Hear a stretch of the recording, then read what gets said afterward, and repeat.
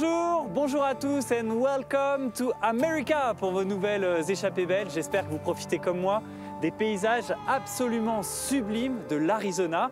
C'est dans cet état de l'Ouest américain qu'on va partir voyager ensemble aujourd'hui.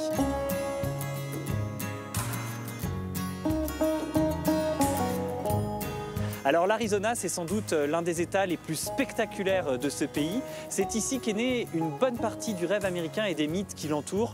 Dans ces paysages à couper le souffle où passe la route 66, on a tourné de très nombreux westerns qui ont alimenté l'imaginaire de générations entières. Et justement, si j'ai décidé de venir ici, c'est pour comprendre en quoi ce mythe américain est toujours vivant. Comment est-ce qu'il nourrit les espoirs, le mode de vie et la façon de voir le monde des gens d'ici. Alors, parez pour l'aventure les amis. C'est parti!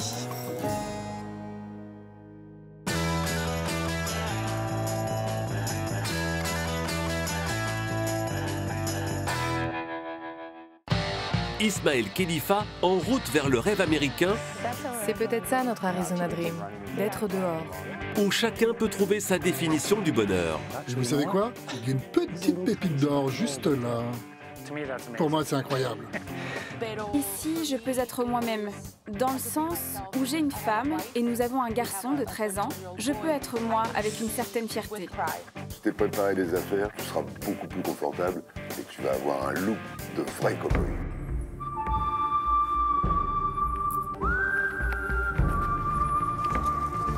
Allez ma beauté. Ici, sans cheval, tu ne vis pas. Un voyage grand écran. On a tous déjà vu un western américain, et dès que John Wayne apparaît à l'écran, il y a toujours un cactus saguaro en arrière-plan. Les cactus me donnent le sourire. Et avec eux, je me sens bien tous les jours. En Arizona, Ismaël se ressource. Donc toi tu es une woohoo, c'est ça? Wouhou est le nom qu'on donne à la communauté New Age ici. Dans une région fière de sa culture. La danse des cerceaux symbolise tous les cycles de la vie. Cela peut être la planète Terre, les humains et tous les êtres vivants. Qui tisse un lien entre le passé et le futur. Welcome to Arizona.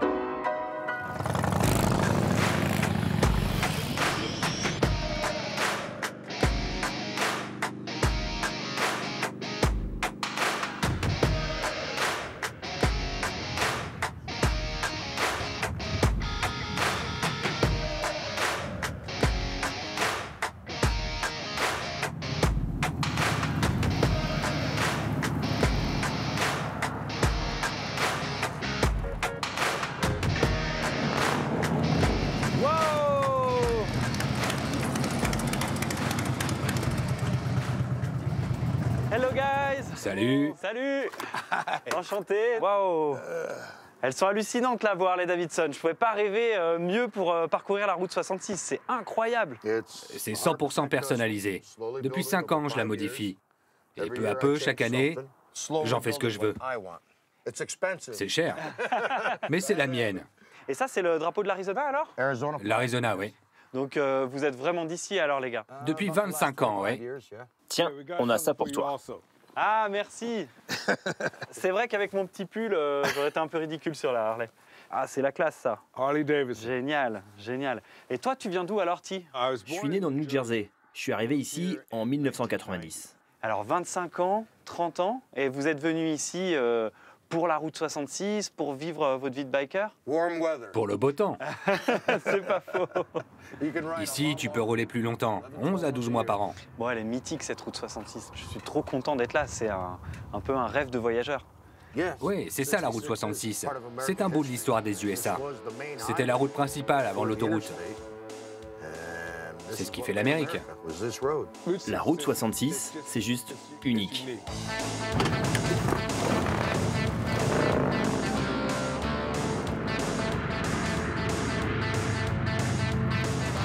Et quand est-ce que tu as commencé alors à faire de la moto? J'ai commencé à 6 ans, avec une motocross. Mon père était motard, mes enfants le sont. C'est une affaire de famille.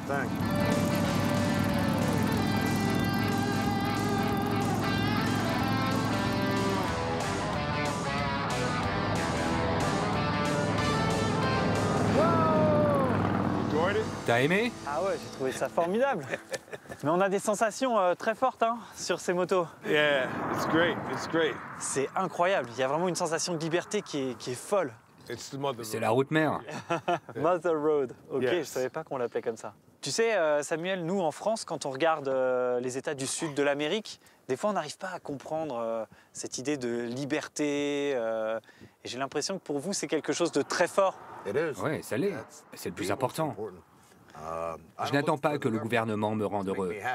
Je me rends moi-même heureux, ici. Born to be wild.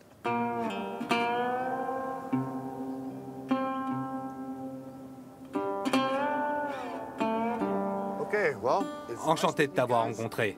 On doit rentrer, on a de la route jusqu'à la maison. Ok.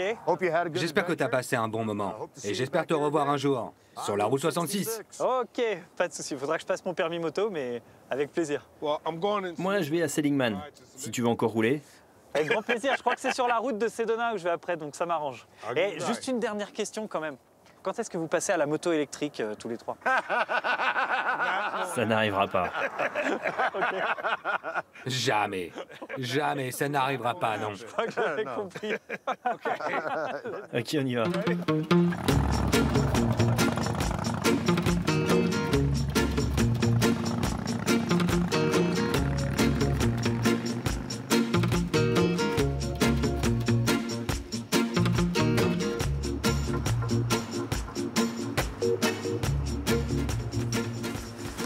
Ok, nous y sommes. Ça, c'est Seligman. Ici, il y a de très bons burgers. Ah, Tu m'accompagnes? avec grand plaisir, j'ai très faim. Tu vas adorer. Ça ressemble un peu à une ville fantôme quand même. Hein. Seligman, c'est plein de vieilles boutiques. Regarde ça. Waouh. C'est pas cool? C'est hallucinant cet endroit. Des vieux dollars. Hello. How are you guys doing? Comment ça va? Comment ça va aujourd'hui? Tu devrais goûter le chili burger. Il est incroyable. Chili burger. Cheeseburger. 2 chili burgers. 2? Mais pourquoi est-ce qu'il y a toutes ces décorations au mur? C'est un endroit où il y a des centaines de gens qui doivent passer pour laisser autant de petites choses comme ça. One person. Une personne a laissé $1 ou sa carte de visite et après tout le monde s'y est mis. Mais ça a commencé avant moi, à l'époque de mon père en 1953. In 1953. Avec son père et ses frères, c'est mon père qui a créé Snowcap. Ok, bon, on va manger ces burgers alors. Installez-vous dehors sur le patio. Ok. Table numéro 10. Je sens que c'est une blague. Table ça aussi. 10. Ok, à tout Au à revoir. l'heure. Nice meeting you. Okay, take care.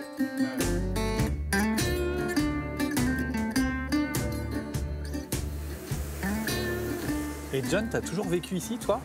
Je suis né à Williams, 70 km plus à l'est, mais j'ai grandi à Seligman. Et cette route 66, elle a changé depuis ton enfance?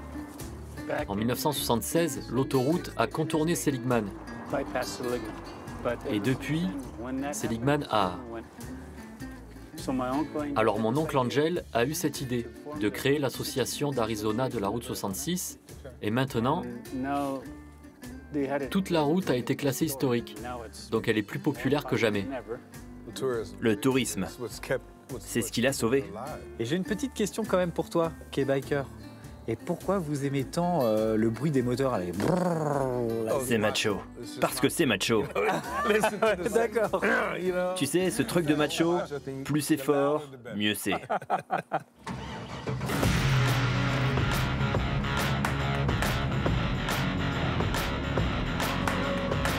Là, c'est que du bonheur. Des palmiers, ciel bleu. On entend le bon bruit du moteur. Capitale de la vallée du Soleil, en quelques années, la métropole de Phoenix est devenue l'une des plus attractives des États-Unis. En quête d'une nouvelle vie, Yann a quitté la France il y a 3 ans pour vivre son Arizona Dream. Le régulateur devrait être ici. Après avoir dirigé un supermarché à Cahors, Yann s'est lancé un sacré défi. Réparer de vieilles voitures de collection, l'un des symboles du rêve américain. Je fais partie d'une génération, on a été bercé par les séries américaines, où il y a, forcément, il y a des voitures, il y a tout ce qui était fun dans les années 80. Donc on a tous une part de rêve qui sommeille en nous depuis tout jeune, et c'est un rêve d'enfant qui devient réalité. Ouais. Dans sa conquête de l'Ouest, Ian a embarqué toute sa famille. Ian, j'y vais. À tout à l'heure. Allez, bien. En Arizona, l'école finit à 15 h. La petite famille a donc dû réorganiser son rythme de vie. Salut ma puce. Ça a été?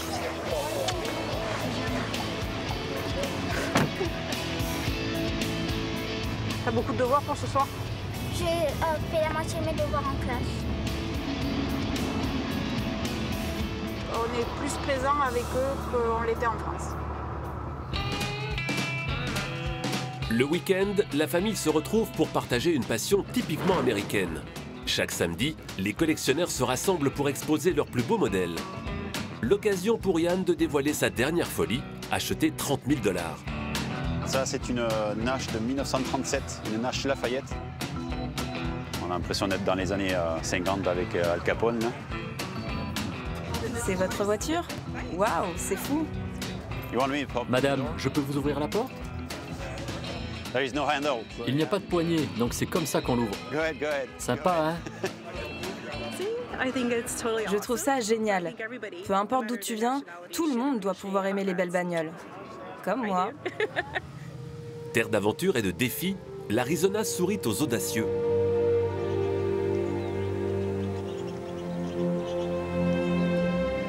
Plus au nord, à Prescott, Srishti et Ernst ont quitté le froid de Washington pour vivre leur rêve grandeur nature. C'est peut-être ça notre Arizona Dream, d'être dehors. Une forêt comme jardin. Il ne leur restait plus qu'à acquérir leur nid à la hauteur du paysage.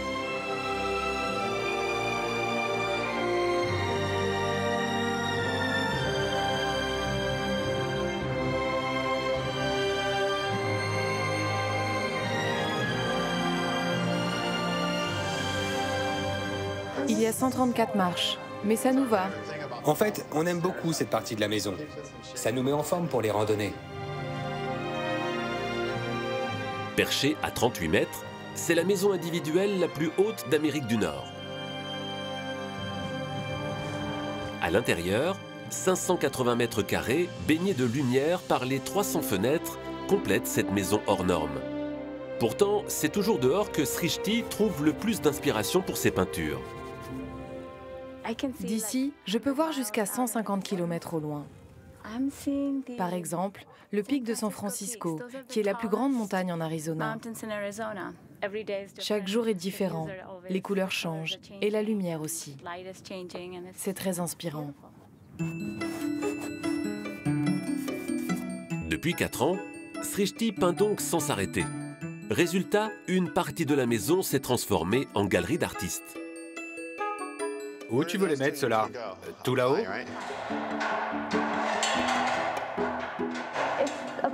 Ça fait à peu près 10 mètres de hauteur.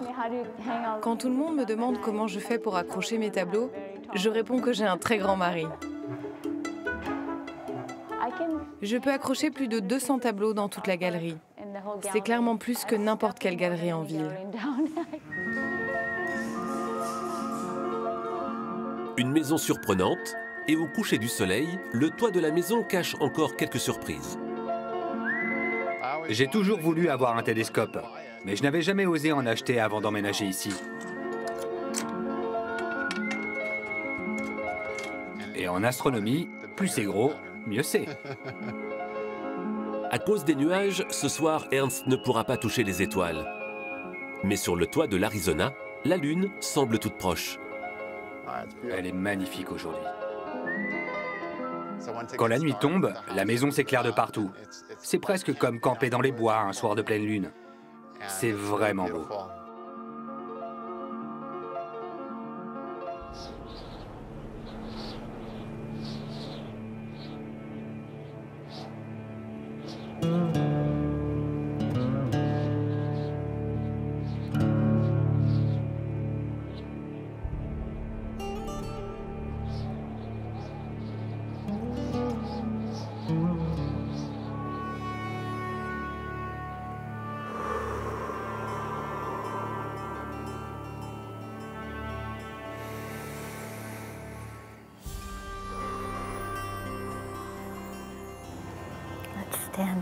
Levons-nous. C'est fabuleux de faire ça ici. Vraiment spécial. Vraiment très puissant. Les mains sur les chevilles. Ensuite, on relève les bras. On se cambre doucement en arrière et on expire. Waouh, quel beau moment. Oui, c'est très intense. Car l'énergie qui émane des roches, de la montagne et de ces cristaux amplifie notre connexion aux éléments. Tu vois, ça me fait un peu sourire parce que avant de venir te voir, j'étais avec des bikers sur la route 66, donc ça n'a absolument rien à voir. Oui, tout à fait. Ici en Arizona, il y a une grande diversité culturelle. Entre ces paysages de montagnes rouges, la fameuse route 66, arpentée par les motards. Il y a les cow-boys, mais aussi des gens plus spirituels, qu'on appelle les woo-woo, qui pratiquent le yoga. On a un peu de tout ici. Donc toi, tu es une woohoo, c'est ça? Woo-woo est le nom qu'on donne à la communauté New Age ici.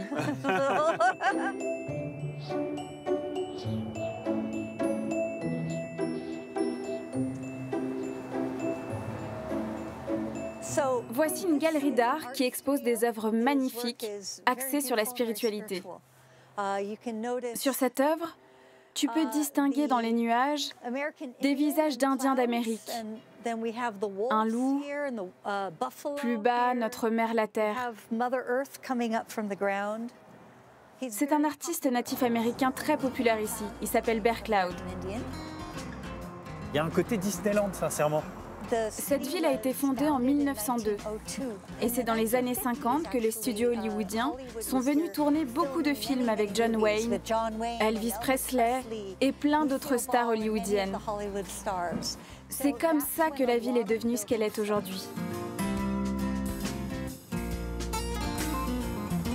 Et combien de personnes alors vivent à Sedona, Valérie? À Sedona, il y a 10 000 habitants et chaque année, la ville accueille plus de 3 millions de touristes. Ah oui, c'est une proportion extraordinaire ça. Et alors où est-ce que tu habitais avant, Valérie? Avant de m'installer ici, j'ai vécu à Los Angeles, 21 ans. Je travaillais dans l'industrie du cinéma. Qu'est-ce que tu fais comme travail aujourd'hui ici? Ici, je travaille dans l'art de la guérison. J'utilise des instruments pour faire des thérapies sonores. Selon moi, c'est un bon moyen pour se sentir mieux. J'aide les gens à retrouver un équilibre, à retrouver la paix intérieure et à se libérer de leur traumatisme.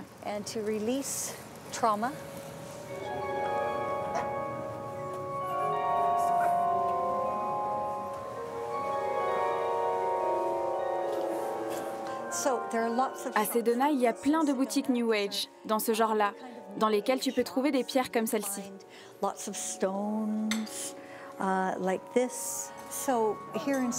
Dans la région, nous avons une roche dans laquelle se forment certains cristaux qui peuvent t'aider à amplifier tes émotions.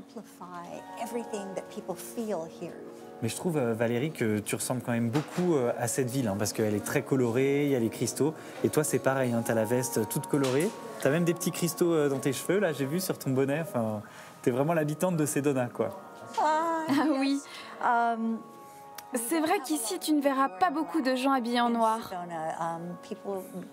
En général, les habitants et les touristes qui viennent ici portent plutôt des choses colorées, des couleurs vives et pétillantes. Je pense que ça serait super si maintenant nous allions nous promener dans la montagne pour que tu ressentes l'énergie de la nature avec ma thérapie par le son. Génial, je suis très partant. Ok, great.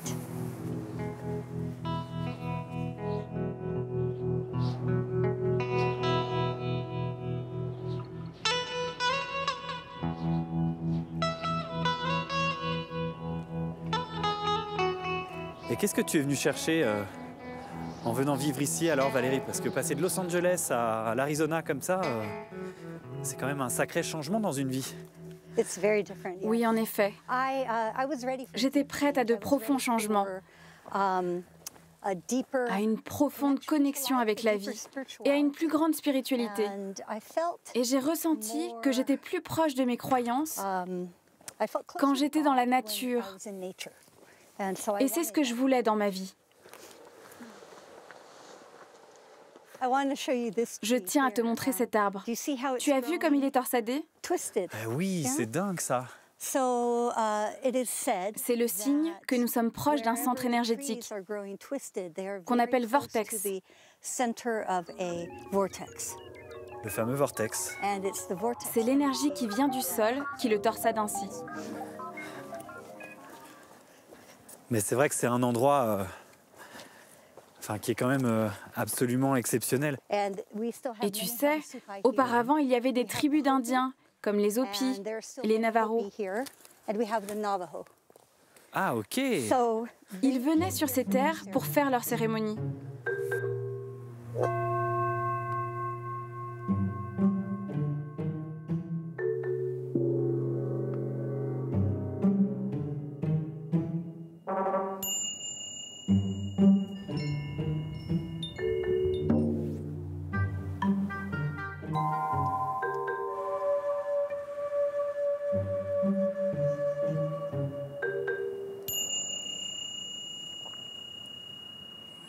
Tu peux rouvrir tes yeux.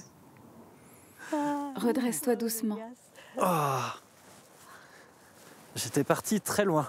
Wow. Fantastique. Il y a des moments où tu utilisais les gongs et où j'étais vraiment transpercé par le son. Les fréquences et vibrations émises par ces sons te ramènent directement à la réalité et à ce que tu ressens au fond de toi, en laissant ton raisonnement de côté. C'est très puissant. En fait, pour être très franc avec toi, Valérie, j'y croyais pas beaucoup. Ce que j'ai trouvé fou, c'est que c'est un abandon absolu. Je suis très contente de t'y avoir initiée. Non, vraiment, merci pour ça.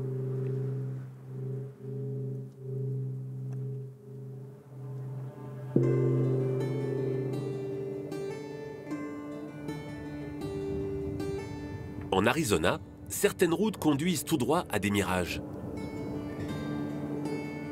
Au loin, d'étranges blocs de béton semblent dessiner un décor de science-fiction.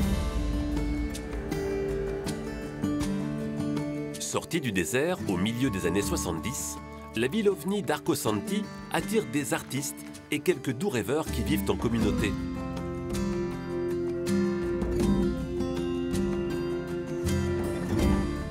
Designer et graphiste, à 38 ans, Simon a quitté New York puis Los Angeles pour expérimenter le labyrinthe d'Arco Santi. Ouais, ça a pris du temps pour comprendre un peu tous les espaces. Et puis un jour, après un mois, tu ouvres une porte et tu dis « Ah, c'est un raccourci en fait ». Donc c'est vraiment tridimensionnel.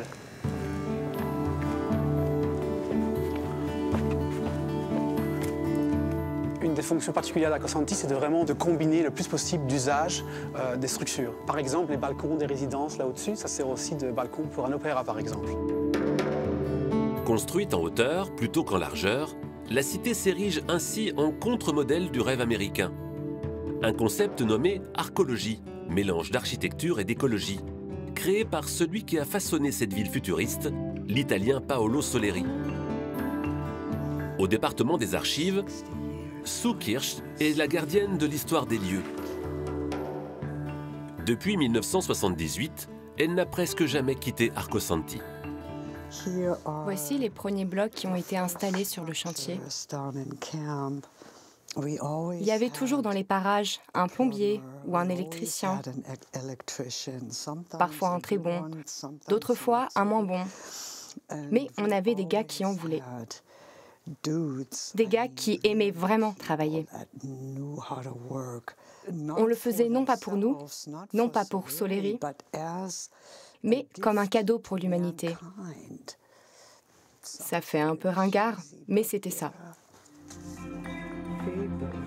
Alors que le projet d'origine avait été pensé pour accueillir 5000 habitants, aujourd'hui, ils ne sont que 75 résidents, surnommés les Arconautes. Chacun d'entre eux consacre entre 5 et 10 heures par semaine au travail pour la communauté. Un projet autofinancé en partie grâce à la fabrication de ces cloches en bronze.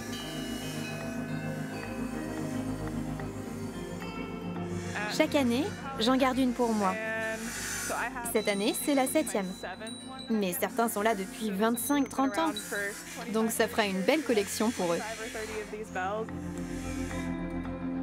Je ne pense pas qu'il y ait d'autres fonderies dans le monde où tu peux regarder devant toi et avoir cette vue. À l'image de son architecture, à Arco Santi, il n'y a pas de règles. Rien n'est obligatoire. Mais tous les jours, à 11h45, il y a un moment qu'aucun des résidents ne veut manquer. Bonjour à tous. Alors, qui veut prendre la parole? Si ça intéresse quelqu'un, j'ai de la farine à donner, des boissons énergétiques en poudre. Servez-vous. Il y a un peu une ambiance de village, c'est un peu ce côté, on se retrouve tous sur la place du village et on échange un peu les nouvelles en fait. Quelqu'un d'autre? Non?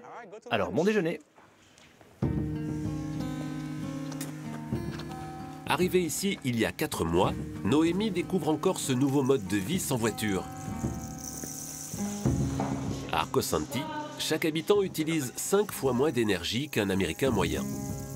On est quand même en fait assez loin de supermarché. C'est le plus proche, 35 minutes de voiture. Pour les légumes, autant que possible, on essaye de les prendre ici. Il nous reste des pastèques de cet été qui sont vraiment incroyables, super sucrés. Puis oui, c'est des légumes de qualité, hein. Il n'y en a pas deux qui ont la même taille. C'est des vrais légumes. Et nos maraîchers nous font aussi des desserts. Donc si on mange bien nos légumes, on reçoit nos brownies. Originaire de Belgique et du Québec, la nouvelle professeure d'architecture habite maintenant un appartement au design unique, mélange de béton et de bois. Donc on a toutes sortes de portes, c'est vraiment choisissez votre propre chemin.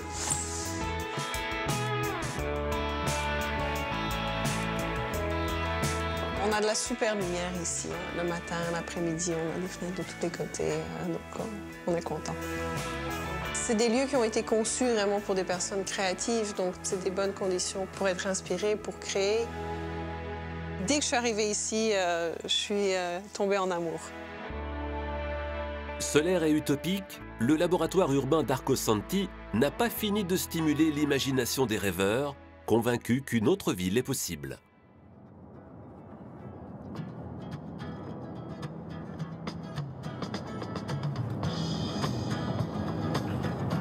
Bon les amis, une nouvelle journée commence et ça, c'est mon petit café du matin. Un bon litre de soda bien frais. J'ai fait comme les gens que j'ai croisés dans les stations-service sur ma route. Et je vous cache pas quand même que pour commencer la journée, c'est un petit peu violent.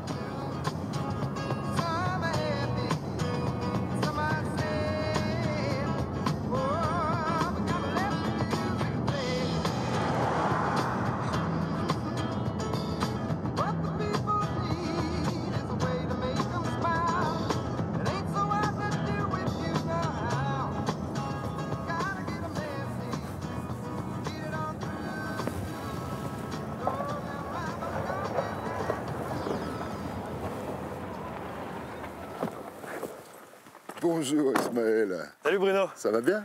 Ça va? Et toi? Ça va très bien. Bon, regarde, comment veux-tu que ça aille pas dans un paysage comme ça? Ouais, c'est vrai que là, c'est quand même assez hallucinant. Hein. Et là, on est vraiment en plein territoire Apache. Tu as les montagnes Chiricahua, où était notre ami Geronimo. Et puis là derrière, nous avons les montagnes où était Cochise, qui sont les Dragoon Mountains. Et tout au fond, là-bas, tu aperçois dans la brume un peu les montagnes mexicaines. Les distances là-bas avec le Mexique, c'est 80 km. Ah oui, alors qu'elles paraissent juste à côté. Ouais, c'est vraiment bluffant. Dingue. Il faut vraiment s'habituer aux distances. Ici, on est vraiment dans un très grand pays. Et puis, c'est vraiment un pays pour les chevaux, quoi. Ouais, et toi, c'est ça que tu es venu chercher ici? Tout à fait. Et puis, mes rêves de gamin, jouer au cow-boy, j'ai pas beaucoup évolué depuis. Il est joli ton ranch. Petite maison rouge comme ça, j'en ai pas vu beaucoup depuis que je suis arrivé, c'est même la première. Et ça me rappelle en fait les premiers westerns que j'ai vus en fait en couleur. Et souvent c'était rouge et blanc et je trouvais que ça marquait assez fort le paysage. Et sais-tu pourquoi ça s'appelle Jetalena Ranch? Non, pas du tout. Et en fait c'est une compilation du nom de mes 3 enfants, Jérémy, Tatiana et Elena. Et tout ça, ça a donné Jetalena Ranch. Ah, c'est un bel hommage. Hein. C'est sympa. Je te laisse t'installer. Tu vas te retrouver dans le bain tout doucement et tu vas commencer à découvrir les chevaux et les beaux paysages de la région. Ça marche. Allez, à tout à l'heure.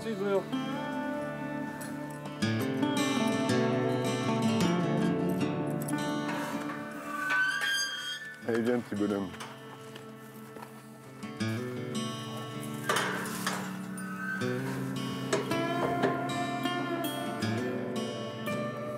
Bon alors, tu te rappelles bien, toujours travailler en recherchant le confort maximum pour le cheval et pour le cavalier. D'accord ma chérie? Donc on va essayer de voir un petit peu toutes les étapes.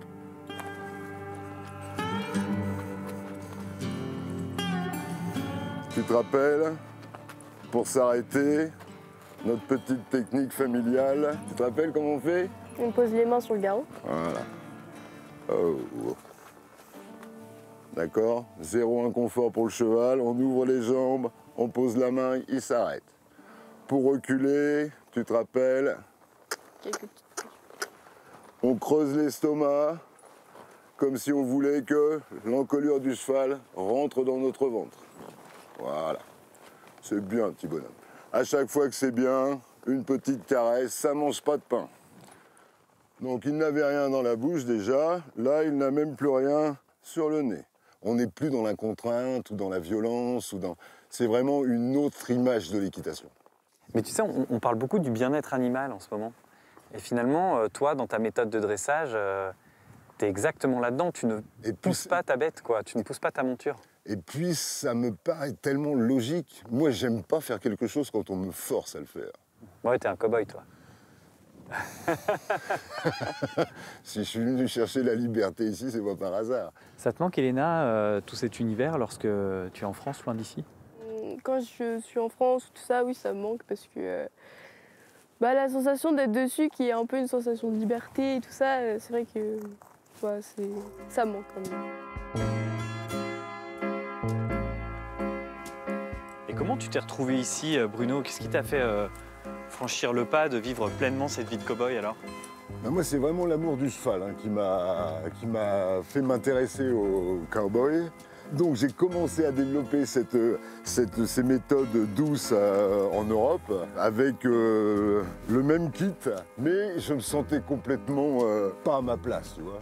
Mais tu t'habillais comme ça en France? Oui. Ah ouais, donc quand tu dis que tu trouvais pas vraiment ta place, comment tu vivais ça, toi, Elena? Moi, je le vivais bien. Ah bah, tu vois, t'avais des supporters. Voilà. C'est beau ça, c'est bien de soutenir son papa, c'est cool.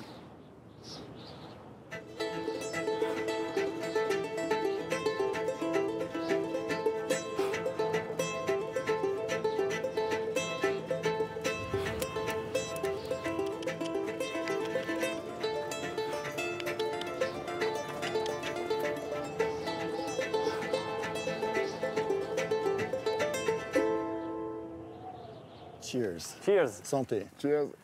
Alors, ils boivent quoi, les cow-boys de l'Arizona? Des margaritas. Des margaritas? Ah oui, et en général, ce qu'ils peuvent. Ce qu'ils trouvent. Margarita, bière et bourbon. C'est vraiment ce qui est typique. Ouais. Et Steve, toi qui es né aux États-Unis, de voir des cow-boys français comme ça, qu'est-ce que ça te fait de voir des gens d'un autre pays rentrer à fond dans l'univers des cow-boys? Moi, je trouve c'est impressionnant pour voir ce qu'il fait Bruno depuis des années qu'il est là. Pour emmener des touristes, des gens qui adorent les chevaux.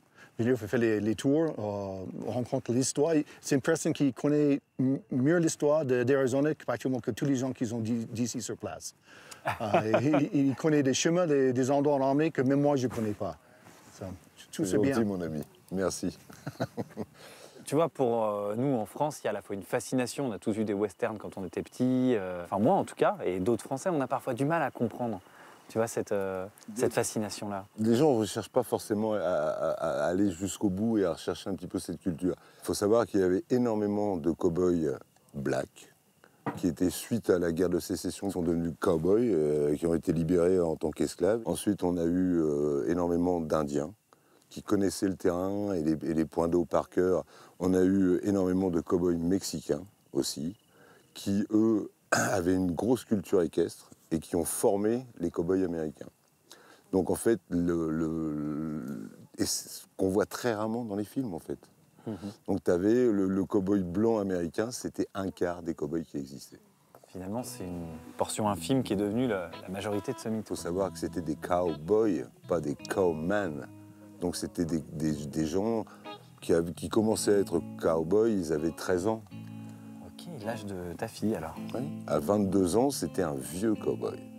C'est pareil, on en a parlé un petit peu.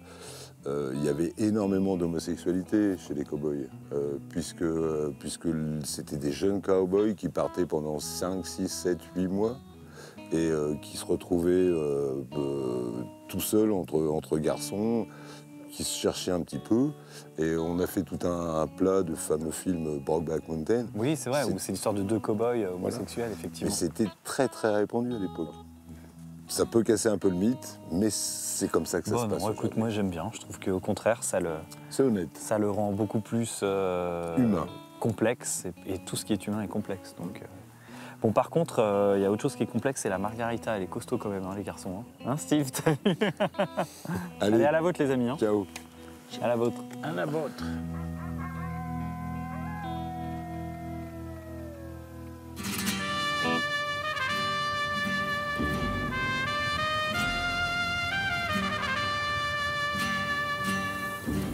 On a tous déjà vu un western américain, et dès que John Wayne apparaît à l'écran, il y a toujours un cactus saguaro en arrière-plan.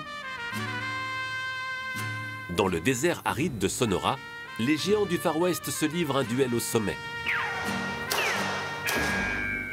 Malgré leur grand âge, près de 200 ans pour les plus imposants, ces cactus sont des durs à cuire, rodés à ces contrées aussi belles qu'hostiles. Dans ce décor de film, Andy Fisher, avec son costume de ranger vert cactus, a réuni un casting impressionnant. En 2020, on a dénombré un peu plus de 2 millions de cactus dans le parc.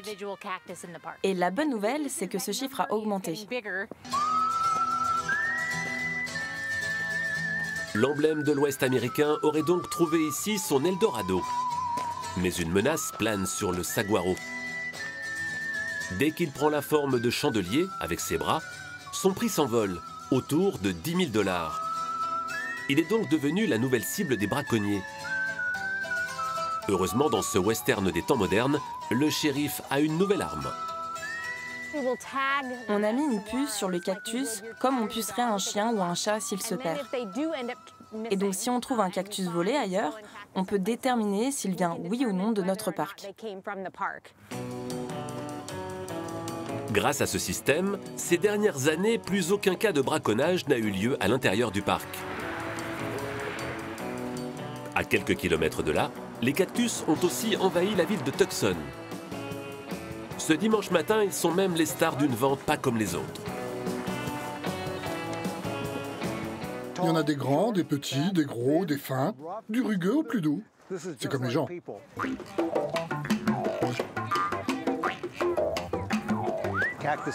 Les cactus me donnent le sourire, et avec eux, je me sens bien tous les jours. Piqué par la passion du cactus depuis l'enfance, à 81 ans, Dick est le président d'une brigade de sauvetage de ces plantes menacées de destruction par les chantiers des promoteurs immobiliers.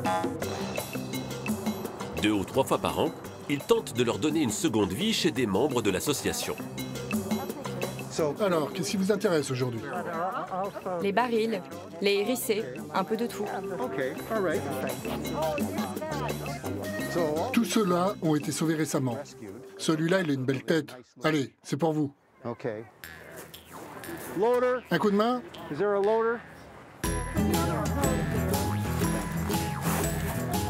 Il doit faire à peu près 90 kilos. C'est un très beau spécimen.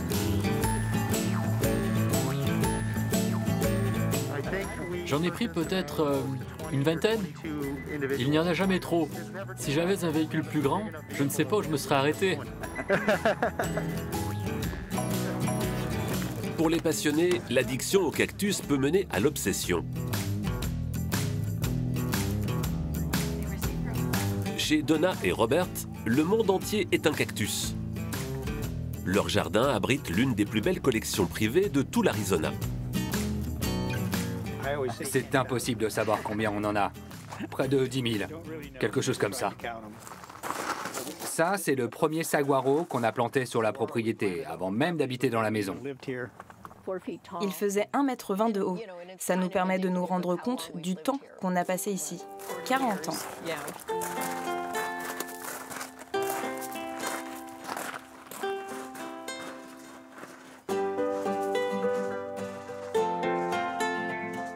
Ceux-là sont durs comme de la pierre.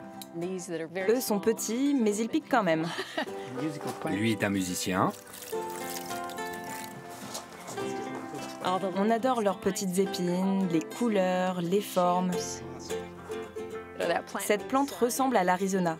Elle a besoin de soleil, de chaleur et très peu d'humidité. Le jardin de mes rêves, c'est ce qui pousse à l'endroit où je vis.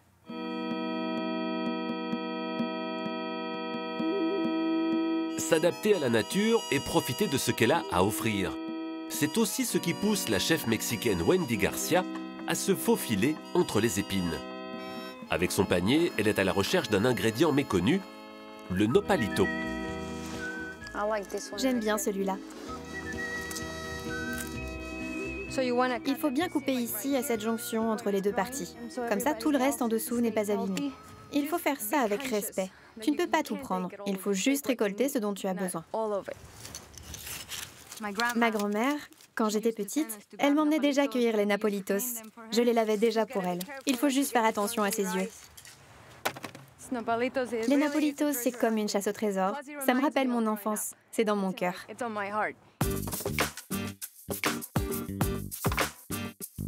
De retour au restaurant après sa cueillette sauvage. Chaud devant! Les nopalitos sont lavés, découpés, avant d'être cuits une première fois dans l'eau bouillante, puis sautés à la poêle. Je n'ai pas vraiment de menu prévu à l'avance. Donc tous les jours, on fait de nouvelles choses. Ça dépend des cactus que je trouve. C'est vraiment bon pour la digestion. Il aide à guérir les maux de ventre et même à baisser le taux de sucre dans le sang. C'est vraiment un super aliment. Mais surtout, c'est très bon. Servi avec une sauce chili, con carne ou roulé à la manière d'un burrito, chez Wendy, le cactus et son goût légèrement acidulé bousculent les classiques de la cuisine mexicaine. Un menu qui ne manque pas de piquant.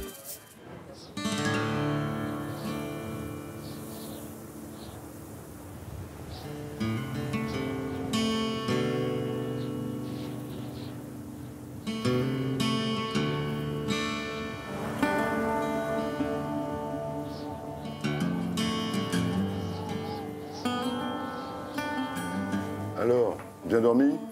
Écoute, super bien, Bruno. Petit café? Ouais, je veux bien un grand café même. Ouais, tu peux remplir le bol, hein. Moi j'y vais franco le matin. C'est couché tard avec le barbecue quand même hier. Hein?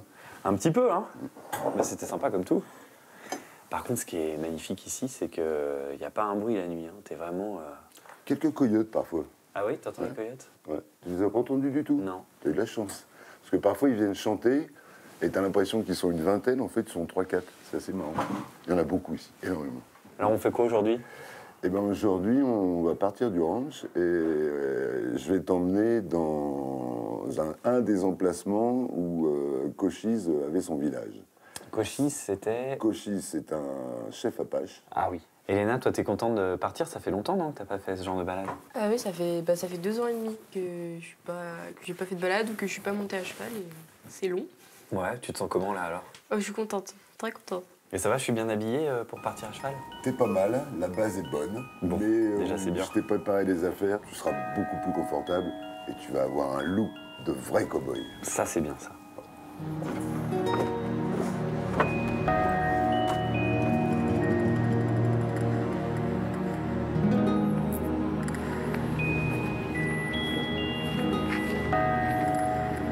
Hello, cowboy. Ah, t'es parfait, tu commences à ressembler à quelque chose maintenant. Ah bah merci, sympa. Tu sais trouver les mots, toi. Ça te plaît, Elena? Ouais, super. Sais-tu pourquoi j'ai insisté pour que tu aies des bottes à talons? Non. Et tout simplement pour pas que les pieds passent à travers les étriers. Le talon va venir bloquer ton pied. Il y a plus de cow-boys qui sont morts parce qu'ils ont été traînés par l'étrier qu'en jouant au duel dans la rue principale. D'accord? D'accord. Donc ça, c'est vraiment très très important. Tu avais aussi les chaps qui te permettent d'évoluer dans les cactus, dans les mesquites. Donc ça protège ton jean. Et quand les cow-boys attrapaient un veau au lasso et qu'ils le traînaient, ça permettait de ne pas faire mal à la cuisse. D'accord? Et puis le foulard, ils sont servis pour plein de choses. Ils sont servis comme mouchoir, ils sont servis comme pansement. Quand il fait très chaud, tu le trempes dans l'eau, tu le mets autour du cou. Ça fait un effet climatiseur pendant une demi-heure. Et puis le chapeau pour te protéger du soleil. Forcément. Parce que quand tu viens avec une casquette, eh ben, tu as la nuque brûlée complètement. D'accord? Et tu deviens redneck. Exactement. Ce qui n'est pas l'idéal d'ailleurs, culturellement parlant. Allez, on est parti? Ouais. Attention, bébé. Hop, hop. Super. Allez. Allez, ma beauté.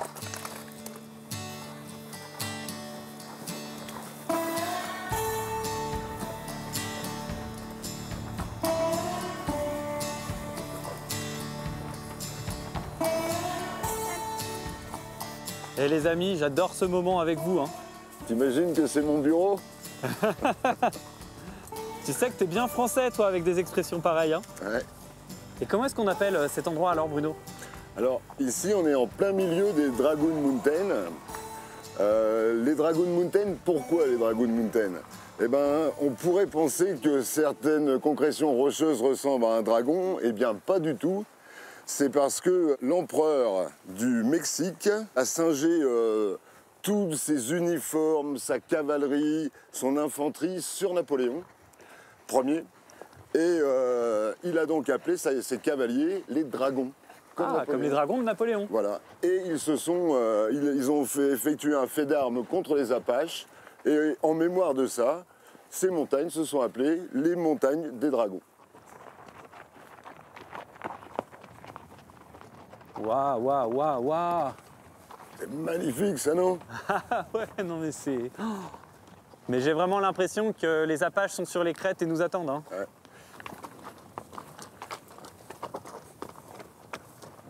Dans tous les pays du monde, ce sont les vieilles cultures, les vieilles traditions qui sont souvent perpétuées par le biais du cheval.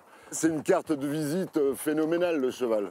Et pour te donner toute la valeur de tout ça, il faut savoir qu'à l'époque, tu volais une banque, tu étais jugé. Tu volais un cheval, tu étais pendu. Ah oui.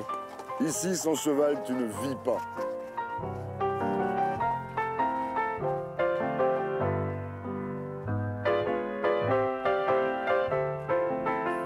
Allez, ma belle. Eh ben voilà.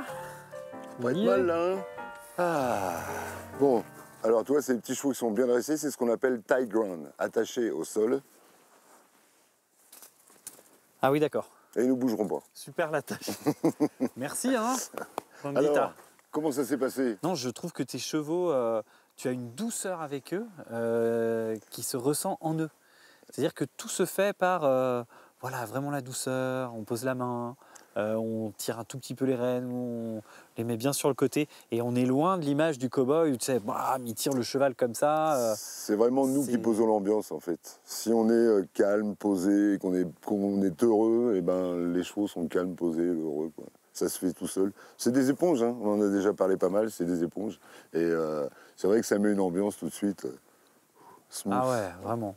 Et alors, qu'est-ce qui s'est passé ici, Bruno? Pourquoi tu as choisi de venir dans cet endroit? C'était un des emplacements de village de Cochise. Et à l'époque, on est dans l'ancien cours d'eau où il y avait un ruisseau qui coulait en permanence. Donc ils étaient protégés, c'est vraiment un cirque comme un fer à cheval. Donc, juste un endroit à surveiller. On mettait 2 guetteurs sur les rochers à l'entrée. Pas de problème, ils étaient en sécurité. D'accord. Quand tu parles, on t'écoute, toi. Hein. T'aimes bien être guide, hein. T'aimes bien amener les gens dans ton univers. Bah, je trouve que quand tu as des bons chevaux, un beau paysage, un bon climat, et puis tu connais l'histoire, ça met un petit peu de relief à tout ça. Et ça serait dommage de passer à côté. Ah ouais, vraiment, vraiment. Je t'ai même pas demandé d'où tu venais. Eh bien, moi, je suis originaire à 100% du nord de la France. Donc, je suis un vrai ch'ti. Et puis, quand j'ai eu l'âge de 6 ans, mes grands-parents, mes parents sont arrivés en Normandie. J'ai essayé de descendre au sud de la Loire, j'ai jamais réussi à la franchir en fait. Et je me suis arrêté au Mans, voilà. Par contre, tu as franchi l'Atlantique après pour venir jusqu'ici. Tout à fait, j'ai pris complètement à l'ouest là.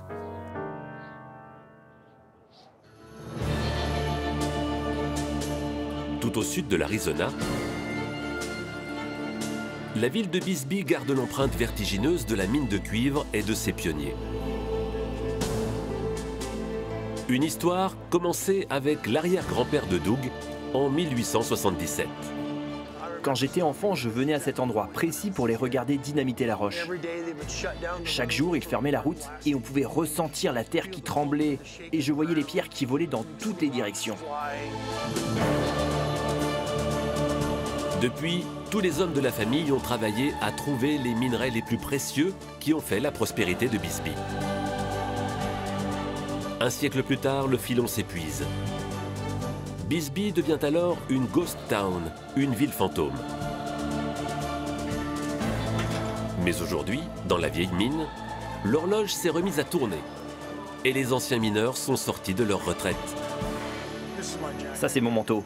Dans les mines, on les accrochait comme ça pour les faire sécher. Si l'équipement n'a presque pas changé, la mine se visite maintenant à bord d'un petit train pour une balade touristique dans le ventre de la montagne. C'est un vaste réseau de tunnels. Il y a 3540 km de galeries dans les environs.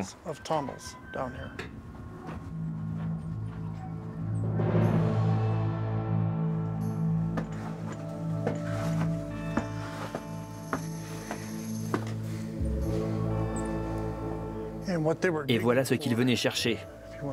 La partie verte ici. Le cuivre est juste là.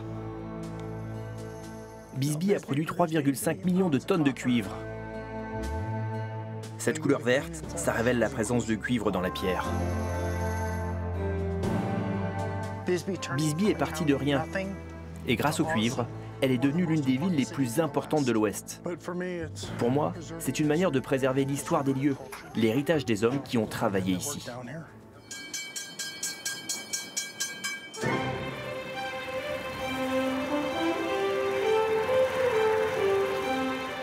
Au temps de la ruée vers l'or, Bisbee est la ville la plus importante d'Arizona, presque aussi prospère que San Francisco. Dans la rue principale, les immeubles de style victorien témoignent encore aujourd'hui de ce passé florissant. Et derrière les vitrines, les pierres précieuses continuent de faire travailler les artisans. Je suis en train d'ajuster les bords pour que la pierre tienne bien. Ça va finir le bijou. La turquoise de Bisbee est célèbre à travers le monde.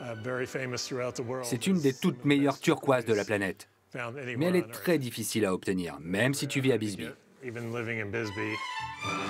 Dans tout l'Arizona, l'esprit pionnier continue de fasciner les chasseurs de trésors.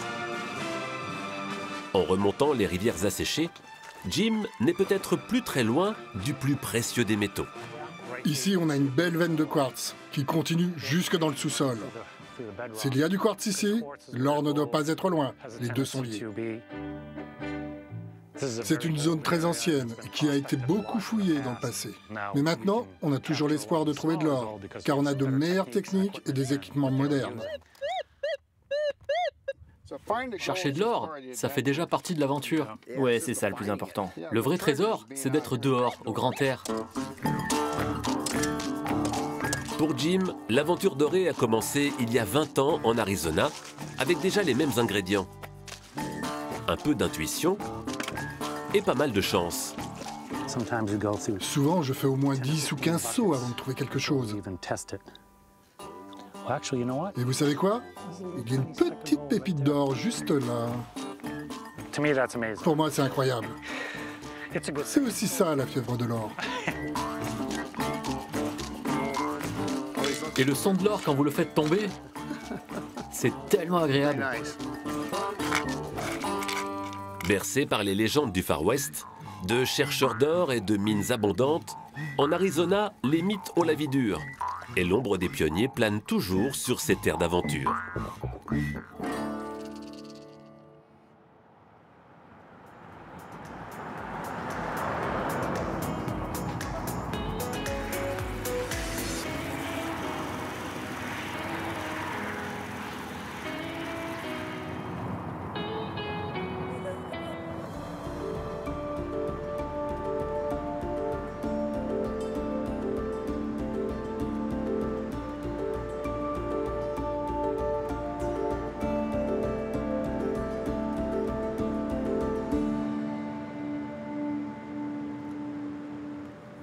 Hi John. Salut Isma, bienvenue à la Biosphère 2.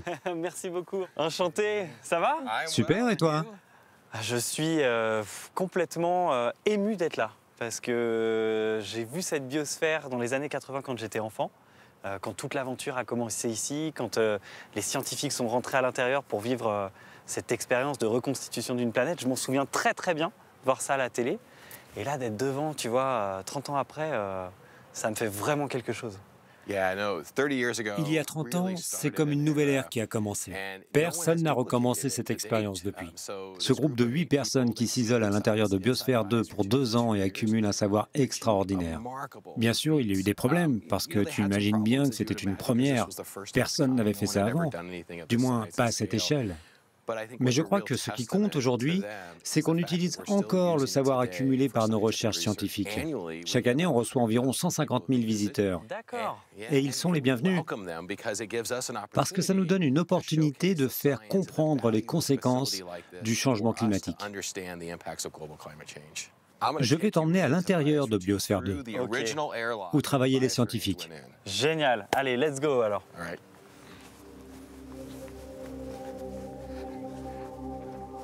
Ah là là. C'est la porte par laquelle sont passés les scientifiques qui ont travaillé dans la biosphère? Oui, c'est vraiment une porte spéciale. C'est un sas. Biosphère 2 a été créée pour qu'elle soit hermétique, complètement isolée de l'extérieur. Et ils ont vraiment fait un travail remarquable. Seuls 10% de son volume liquide interne est perdu chaque année. Ça équivaut à un mini-trou dans la structure d'à peu près la taille de mon doigt. C'est vraiment extraordinaire. Ces portes sont donc des caractéristiques essentielles. Sans elles, la structure n'aurait jamais été aussi bien isolée hermétiquement. Et ça veut dire que c'est un peu le même procédé que rencontrent les astronautes de la station spatiale, par exemple, lorsqu'ils vont dans l'espace. Oui, c'est une technologie similaire. Tu peux retrouver ce genre de porte dans un sous-marin, où tu veux garder une poche d'air dans l'eau. Alors on rentre? Allez, c'est parti.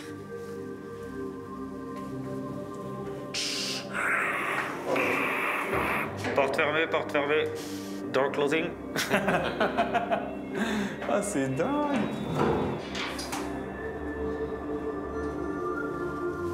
Bienvenue à l'intérieur. C'est hallucinant.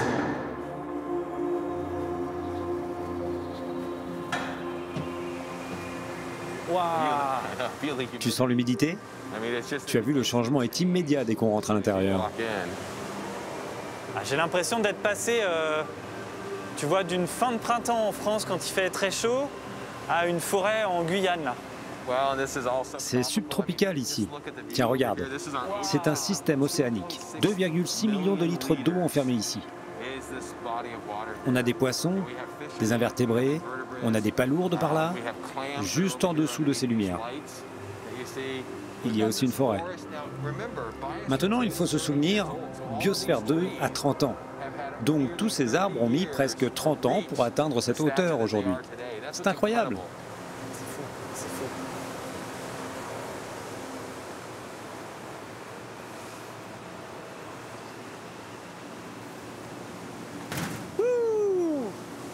C'est encore une autre ambiance ici, hein? Oui, c'est dingue, n'est-ce pas? Ça, c'est notre forêt tropicale. Elle a été conçue sur le modèle d'une zone en Amazonie, près de l'équateur. On a ici plus de 100 espèces qui vivent et interagissent avec ce système tropical. Et ce qui est vraiment cool, c'est qu'elles évoluent. Elles se sont développées ici depuis 30 ans. Et ça donne aux chercheurs une opportunité unique pour tester en quoi les modifications de température, le changement d'humidité, le changement d'atmosphère et de CO2 influencent un système comme celui-là. C'est un vrai tremplin. On fait des recherches essentielles et très chouettes dans un laboratoire. Mais ici, c'est comme faire un pas vers l'extérieur pour observer ces découvertes. C'est un pont entre le laboratoire et observer directement sur le terrain à l'intérieur de la biosphère. Si je comprends bien, c'est un peu comme le plus grand laboratoire qui puisse exister au monde, où on peut étudier finalement la forêt en n'étant pas présent sur place dans la forêt amazonienne. C'est exact. C'est le plus grand environnement contrôlé au monde. Ah, mosquito. Ah oui, il y a quelques moustiques, des fourmis, une vraie communauté, aussi divers qu'en Amazonie. Et elle est essentielle au fonctionnement de ce système, ici aussi. Allons voir d'autres parties. C'est hallucinant. J'ai l'impression d'être dans Indiana Jones, Jones.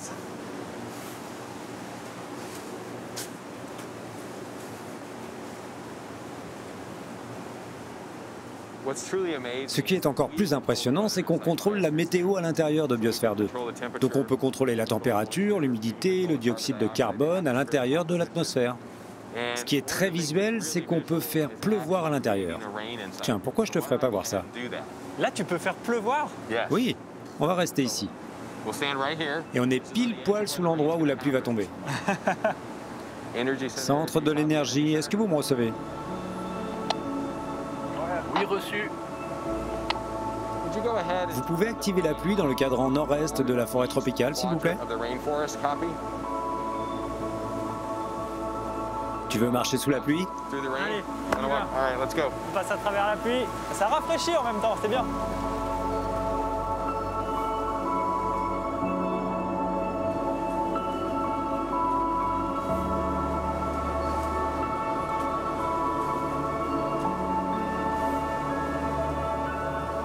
Bon allez, tu vas m'aider. Tu veux bien faire des prélèvements? Ok. Tu vas devoir prélever un échantillon de feuilles.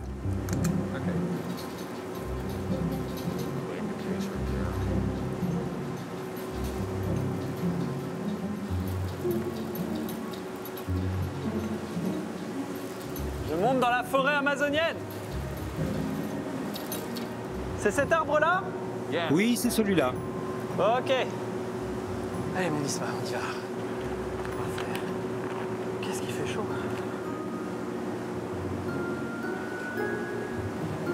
C'est ça. Ok.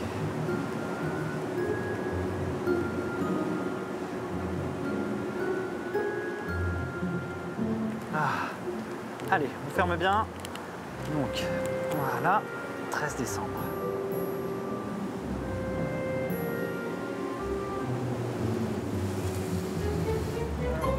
Voilà, retour sur Terre. Alors, ça t'a plu? C'était génial.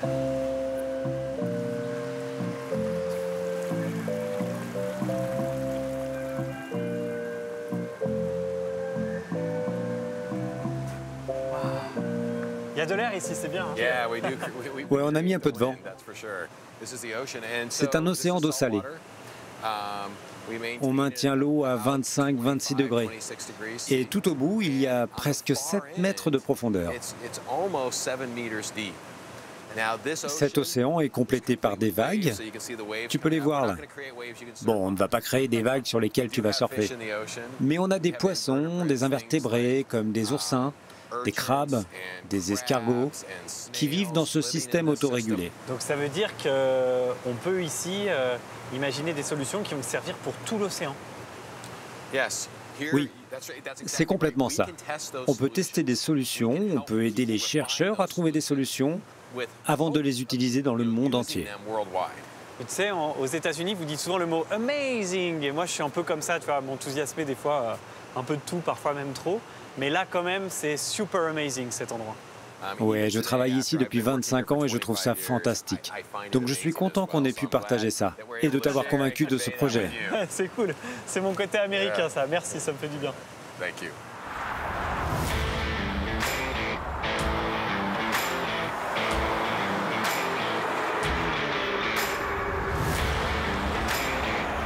Ça fait 4600 km que je roule. Plus d'une semaine. Mais avec ces paysages, tu oublies tout ça.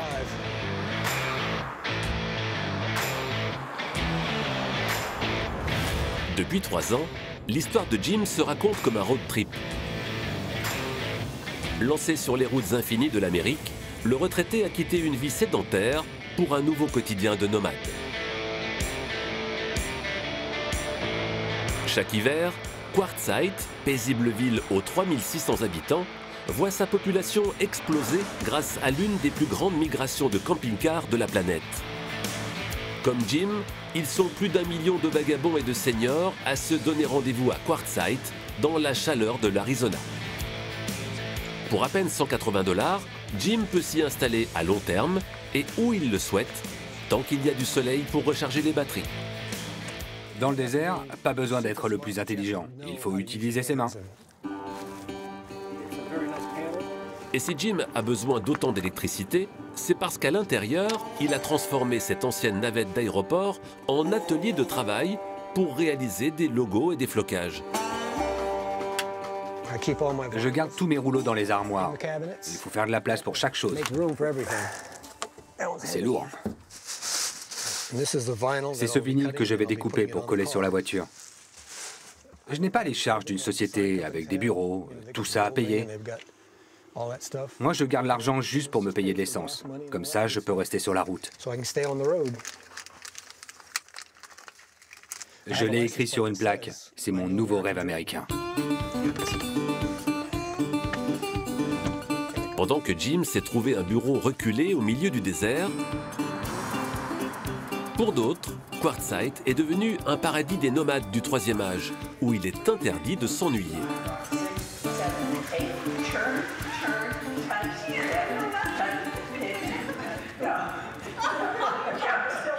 C'est en 2 temps. Oui, c'est ça mon problème. Je tourne tout le temps sur le mauvais pied. On va le refaire une fois.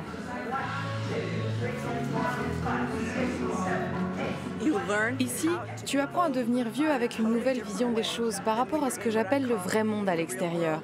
Parce qu'ici, tout le monde est vieux, donc personne ne se sent dépassé et personne n'agit comme ça. Tu peux avoir 80 ans et te retrouver sur le toit de ton camping-car. Venus des 4 coins des États-Unis et du Canada, les cheveux blancs de Quartzsite s'amusent comme nulle part ailleurs. Depuis 13 ans, Bruce passe tous ses hivers sur les pistes de sable à toute vitesse.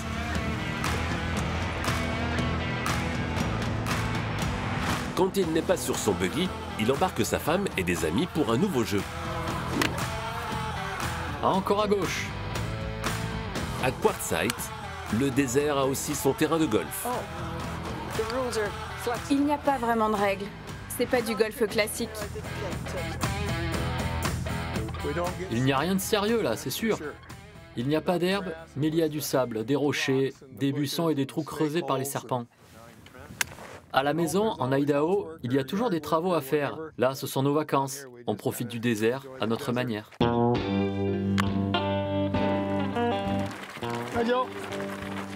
Dans leur camping aux allures de petits quartiers, Bruce et Bonnie se sont trouvés de nouveaux voisins pour passer l'hiver au chaud. Chez les nomades, les destins se croisent et parfois les routes se rejoignent.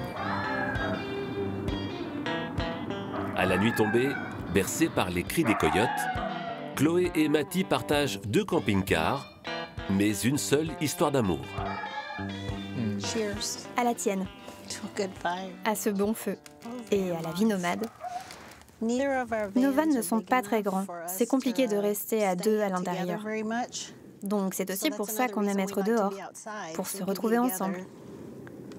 Jeune retraitée, il y a 1 an, Chloé a tout quitté pour commencer cette nouvelle vie en itinérance. Pour apprendre ce mode de vie, je devais venir ici. J'imagine que c'est comme un rite de passage. Ça m'a pris des mois à me faire à l'idée que même si on n'est pas dans un camping, je peux me poser n'importe où et dormir tranquillement. Ce n'est pas illégal, contrairement aux villes où je suis passé. Dans ces quelques mètres carrés, Chloé s'est construit un petit cocon tout équipé. J'ai tout fait toute seule. Ça, je l'ai installé. Ça aussi. C'est ma maison. Avant, j'étais habituée à avoir un grand dressing, plus grand que la taille du van. Il y avait des superbes chaussures, des beaux vêtements pour sortir à Atlanta, qui est une grande ville. Et là maintenant, voilà ce qu'il reste de ma vie d'avant. Mais je crois que je n'ai besoin que de ça. Maintenant, je dors bien mieux la nuit. Je me sens tellement plus libre. Sur les bas-côtés du rêve américain, les oiseaux migrateurs de Quartzsite empruntent une autre route. Peu importe l'itinéraire, au bout, c'est l'Amérique libre qui leur tend les bras.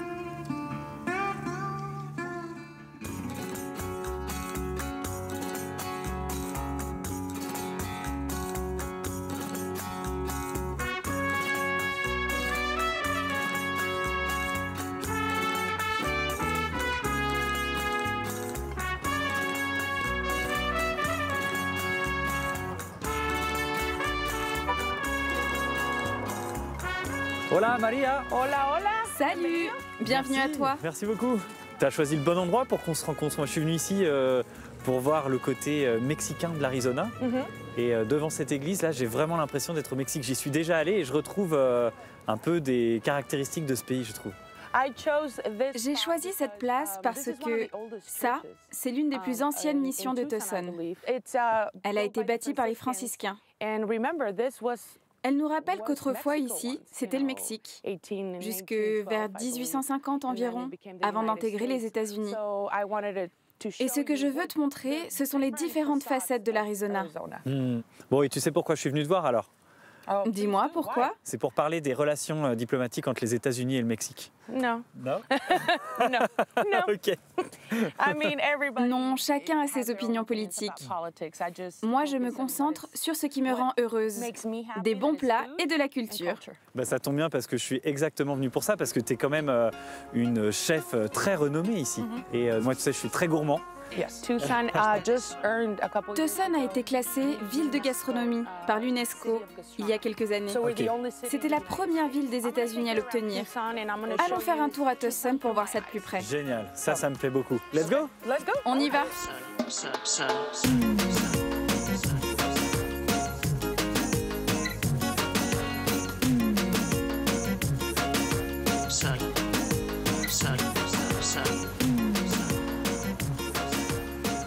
Est-ce que tu as grandi à Tucson alors, Maria? Non, je suis née à Tucson il y a 40 ans, mais j'ai grandi au Mexique, dans la région de Sonora. Et puis, je suis revenue pour mes études. Et après, je suis restée. J'ai ouvert mon restaurant, et voilà. Mais aujourd'hui, tu te sens mexicaine ou américaine alors? Les deux. Je peux parler anglais ici, et de l'autre côté, je parle espagnol. Pour moi, c'est comme une seconde nature. Mais pourquoi tu as choisi de rester à Tucson? Je crois que c'est Tucson qui m'a choisi. J'aime le Mexique, j'aime Sonora. Mais ici, je peux être moi-même, dans le sens où j'ai une femme et nous avons un garçon de 13 ans. Je peux être moi avec une certaine fierté. Le mariage gay est donc autorisé ici alors? Oui, c'est légal depuis 6-7 ans. C'est aussi pour ça que je suis restée. C'est plus détendu. Ce n'est pas un problème d'être homosexuel et d'avoir une femme et un enfant. Et j'ai pu devenir la première chef mexico-américaine, catholique et gay au monde. Wow, ça fait beaucoup en même temps. Nous avons une des plus anciennes foires à Tucson. Ah, d'accord. En ce moment, juste en face de mon restaurant. D'accord, génial. On y va? Vamos, Maria.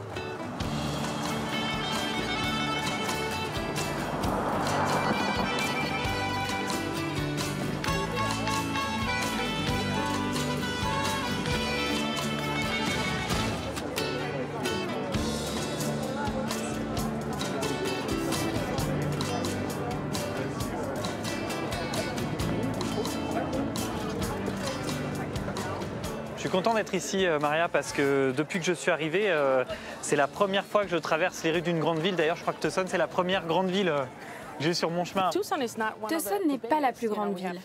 Tu sais, il y a Phoenix. Mais j'aime Tucson. Je suis fière d'être une Tucsonienne. Nous avons des siècles et des siècles d'histoire. C'est pour ça qu'on l'appelle The Old Pueblo, la vieille ville.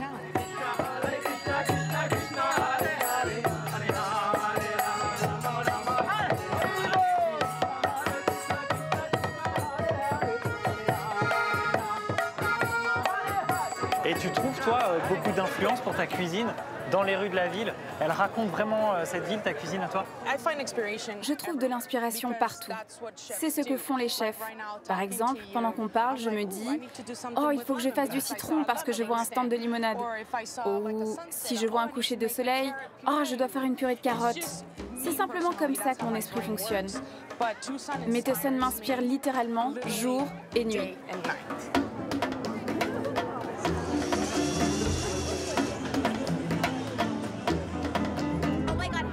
La nourriture, c'est la seule chose qu'on a en commun.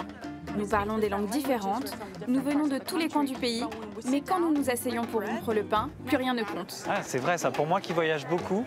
Alors là, vraiment, tu me fais prendre conscience de quelque chose. À quel point la nourriture nous relie les uns aux autres.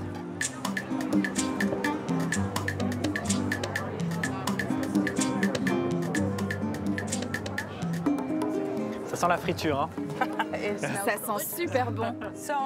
Alors j'hésite entre te proposer du maïs éloté ou ce avec quoi j'ai grandi, ces chips-là.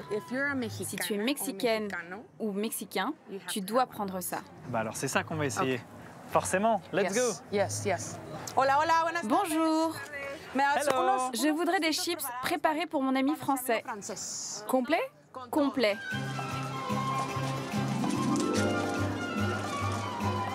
Oh là là! Ça va être très épicé. C'est le Mexique en sac. Sérieusement. Vraiment. Wow. Ça, c'est du gras de porc, là. Ok, thank you very much.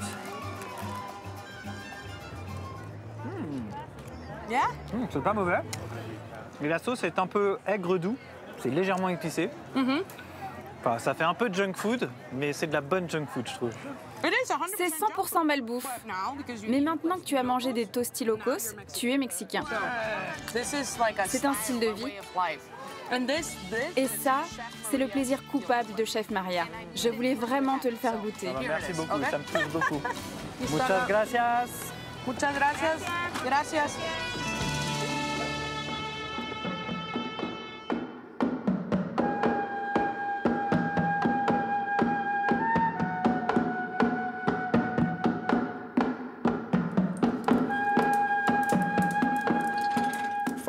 Chez les Navarros, le feu est positionné au milieu du hogan, dont la porte s'ouvre face à l'est. Cela représente un nouveau commencement, une bénédiction. Toutes les bonnes choses viennent de l'est.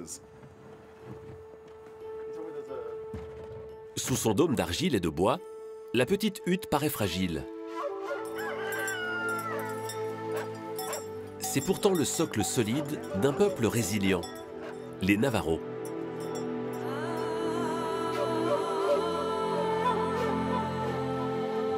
De toutes les tribus amérindiennes des États-Unis, ce sont les seuls à s'être réappropriés leur terre sacrée. 70 000 km² qui s'étalent sur 3 États et composent aujourd'hui la nation Navarro.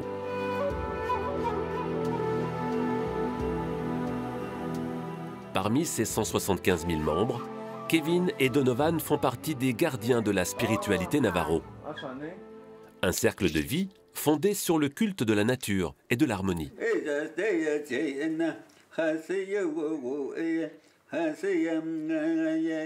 Ça représente une vie, mais peut-être aussi un jour, une semaine, un mois. Et toutes les cérémonies de la terre des Navarros commencent par cette prière qu'on appelle Ajanjé.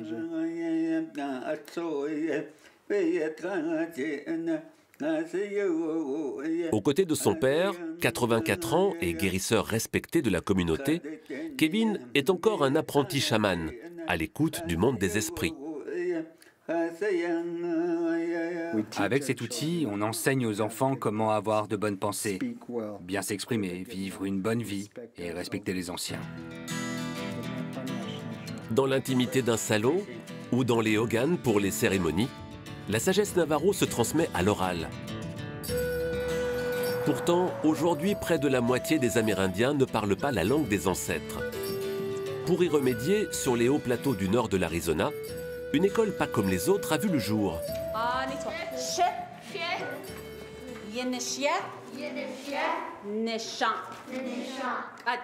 5 heures par semaine, la nouvelle génération se reconnecte avec son identité.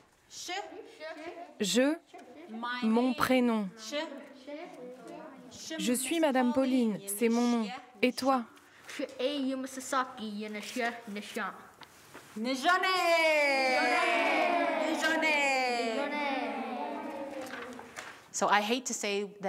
Je me refuse à dire que cette langue pourrait s'éteindre. Je crois qu'elle est juste en sommeil et qu'il faut la réveiller. Ça veut dire « je suis heureuse ». Et là, quand on est triste, Qu'est-ce que ça veut dire en navarro? Vous le dites toujours en navarro, et c'est une bonne chose. Vous vous en rappelez en navarro avant de vous en rappeler en anglais. Ok, prenez vos sacs et mettez-vous en rang. La plupart de leurs parents leur parlent seulement en anglais. Donc je voudrais qu'ils rapportent à la maison ce qu'ils apprennent ici pour parler le navarro avec leurs parents. C'est ce que vous allez faire, les enfants? Vous allez leur parler en navarro maintenant? Oui? C'est bien, les enfants.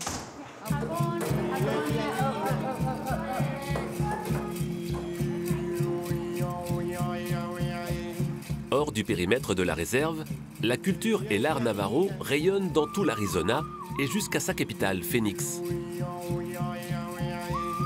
Dans les jardins du plus grand musée amérindien, c'est ici que Ginger est devenue la première femme championne du monde de danse des cerceaux en 1997. 25 ans plus tard, c'est au tour de sa fille Kayla, 8 ans, de se préparer pour cette grande échéance. Kayla, regarde autour de toi, comme si tu étais un aigle. Il est en train de survoler en recherche de nourriture, peut-être. Mais quand il vole, il ne bat pas des ailes tout le temps. Il le fait seulement pour s'élever. Donc tu peux essayer de faire quelque chose comme ça. Et tu continues.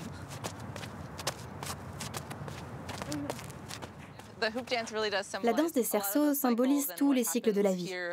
Cela peut être la planète Terre, les humains et tous les êtres vivants comme les oiseaux, les aigles, les papillons ou les fleurs. J'adore danser. Je le fais depuis que je sais marcher.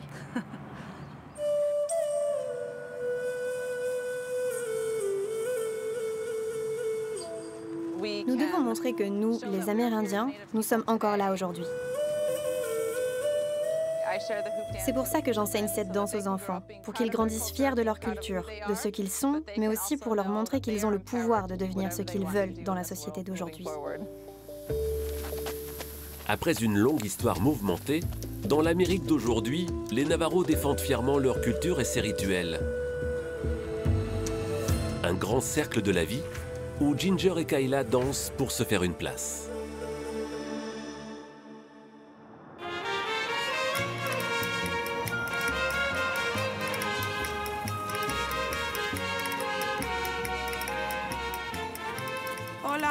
Salut Andrea. Salut Maria. Comment tu vas? Hola. Je t'ai amené un ami. Heureuse de vous voir. Qu'est-ce que tu fais ici, Andrea? Là, je plante de l'ail, un ail violet. Nous avons aussi beaucoup de roquettes, de graines de moutarde. Notre organisation a plus de 1000 variétés de cultures vivrières du Sud-Ouest. Nous préservons toutes ces variétés en les cultivant, en les distribuant aux jardiniers et aux fermiers de la région. Et nous en avons aussi dans notre banque de graines où nous les stockons dans les conditions idéales pour une conservation de longue durée, pour qu'elles soient disponibles pour les futures générations. Nous sommes dans le désert et ici, le changement climatique est dingue. Donc, ils ont un grand frigo où ils conservent tout, du plus petit grain de poivre aux haricots, de l'ail, tout. Donc pour moi, en tant que chef mexicaine, voir une graine que je n'avais jamais vue avant, c'était époustouflant. Tous les haricots n'ont pas le même goût. Alors quand j'en découvre de nouveaux, je suis comme une gamine dans un magasin de bonbons.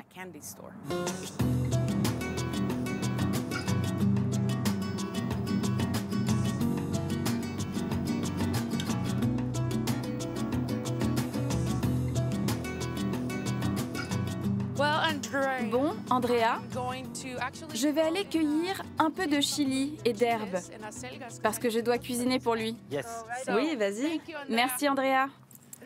J'aime bien toutes les rencontres que je fais là dans l'Arizona parce que ce qui me marque, c'est que les bikers, les gens qui font du yoga, toi, j'ai l'impression que vous arrivez à coexister ensemble. Oui, l'Arizona est unique en ça. C'est un grand État, plein d'espace, et l'espace crée la liberté. Dans une partie de la culture de l'Ouest américain, c'est vraiment ce sentiment que tu peux faire ce que tu veux faire. Les gens veulent être libres de s'exprimer, de vivre leur vie, de faire ce qu'ils veulent. Et donc tu as un mélange de hippie New Age, de bikers, de défenseurs des armes, d'homosexuels. Et dans un sens, c'est le cœur de la culture américaine qui s'exprime de façon singulière dans l'Ouest et particulièrement dans l'Arizona. Là, tu vois, pour moi, c'est vraiment un moment important parce qu'on a du mal à comprendre, nous, des fois en France, votre culture. Et là, je comprends mieux en fait la philosophie, ce que vous avez dans les tripes, tu vois. Et d'un autre côté, ça crée beaucoup d'inégalités, mais je dirais que c'est le pendant finalement de ce modèle de liberté absolue que les gens d'ici chérissent finalement. Oui, beaucoup disent que c'est le prix de la liberté. Tu perds cet égalitarisme qu'on retrouve dans d'autres pays, en particulier les pays les plus sociaux d'Europe. Les États-Unis n'ont pas ça, c'est chacun pour soi. Mais grâce à ça, n'importe qui peut devenir quelqu'un.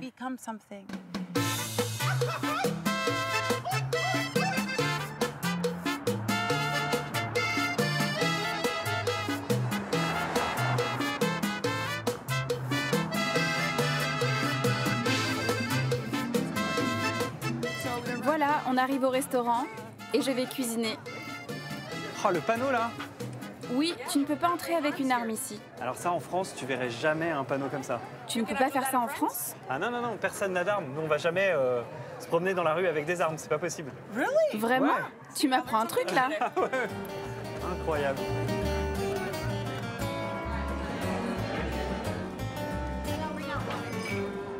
Qu'est-ce que tu vas cuisiner alors, Maria? Je vais faire un plat mexicain classique. Ah vraiment? Je suis étonné là. Avec 2 ou 3 petites retouches. Ça, ce sont vraiment mes légumes préférés. Tomates, oignons verts, coriandre, du bacon. Et après, on mélange avec les haricots.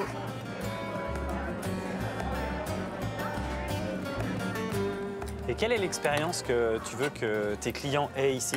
Je veux leur faire comprendre que la nourriture mexicaine est belle et élégante. Et c'est amusant, décontracté, mais je veux aussi qu'ils sachent que j'utilise de magnifiques ingrédients, que j'ai vraiment de la fierté à faire ça.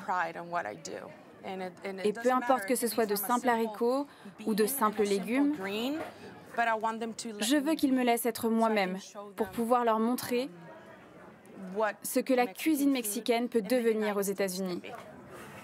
Et voilà. Well, thank you. Tu veux essayer? Allez, on va essayer ça.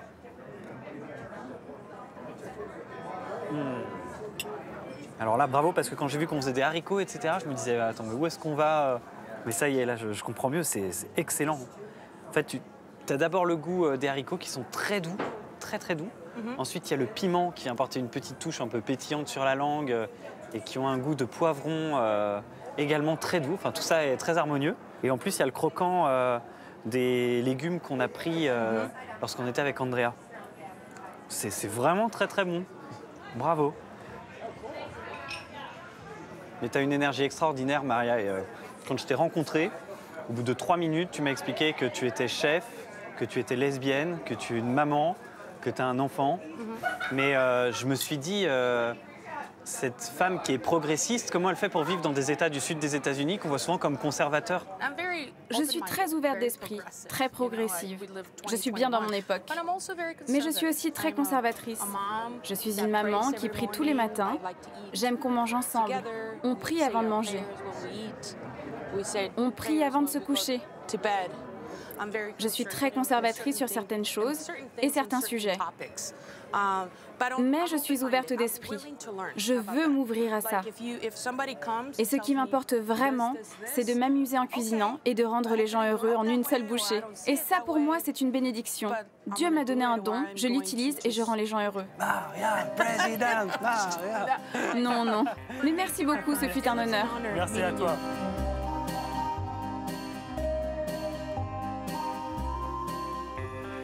Voilà, c'est ici que se terminent mes échappées belles dans l'Arizona. Je voulais ressentir une dernière fois cette sensation d'immensité dans les grands espaces, cette immensité qui porte les désirs de liberté des gens d'ici. Alors vous le savez, j'étais venu ici pour essayer de comprendre ce qu'il reste du mythe américain. Et ce que j'ai vraiment aimé dans ce voyage, c'est que j'ai eu l'impression d'un peu mieux percevoir ce qu'est la mentalité, l'âme américaine. Et je crois que le moment clé de cette aventure, c'est cette discussion avec Maria, la chef de Tucson, lorsqu'elle m'a expliqué qu'ici, chacun peut tenter de réaliser son propre rêve, de biker à cow-boy français, à partir du moment où l'on attend l'aide de personne et où on réalise les choses par soi-même.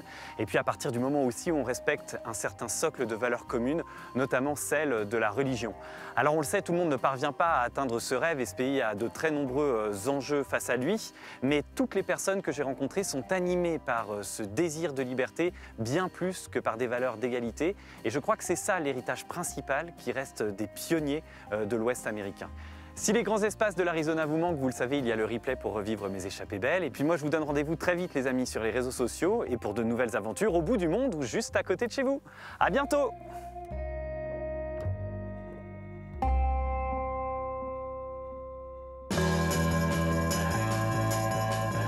Goodbye, everyone.